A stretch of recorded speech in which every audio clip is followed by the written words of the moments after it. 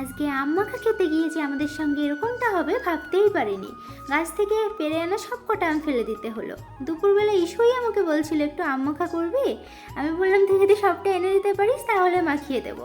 ও আমার কথা শুনে সব কিছু গুছিয়ে নিয়ে এসে এদিকে দেখো মাখা পর্যন্ত ওয়েট করতে পারছে না।